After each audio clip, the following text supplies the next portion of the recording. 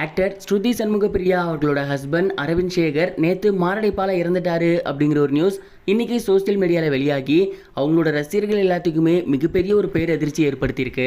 தமிழ் சின்ன திரையில நாதஸ்வரம் சீரியல் மூலயமா இண்டஸ்ட்ரிக்கு அறிமுகமாக இருந்தவங்க தான் ஸ்ருதி சண்முகப்பிரியா. இவங்க அதற்கு முன்னாடியே தியேட்டர் ஆர்டிஸ்டா இருந்திருக்காங்க. ஆனா இவங்களுக்கு மிகப்பெரிய ஒரு ஃபேம் வாங்கி கொடுத்தது அப்படின்னா அது நாதஸ்வரம் தான். அதுல கோபி அவர்களோட கடைசி தங்கச்சியா இவங்க ரொம்பவே வெகுளியா நடிச்சிருப்பாங்க. இது மட்டும் இல்லாம ஸ்ருதி அவர்கள் வாணிராணி சீரியல்ல ஒர்க் பண்ணியிருக்காங்க. அது போக பாரதி கண்ணம்மா சீரியல்ல ஒர்க் பண்ணியிருக்காங்க. அண்ட் அதுக்கப்புறம் ரீசெண்டாக தான் அவங்களுக்கு மேரேஜ் ஆகிருந்துச்சு. கரெக்டாக போன வருஷம் மே மாதம் அவங்களோட பல நாள் காதலன் அரவிந்த் சேகர் அவர்களை கைப்பிடிச்சிருந்தாங்க.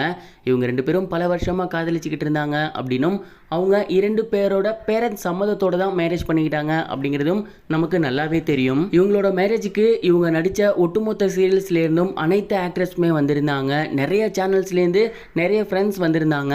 இவங்களோட மேரேஜ் அப்படிங்கிறது ரொம்பவே கோலாகலமாக நடந்து முடிஞ்சிருந்துச்சு.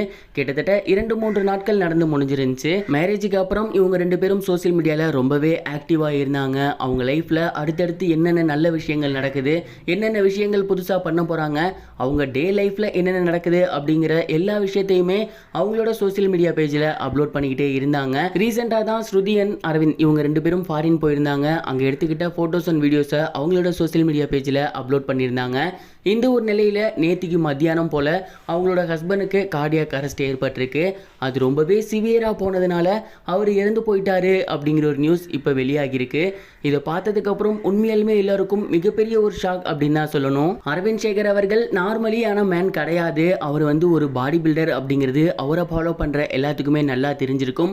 அது மட்டும் இல்லாமல் அவர் ஒரு மென் ஃபிசிக் அத்லெட்டாக இருக்கார்.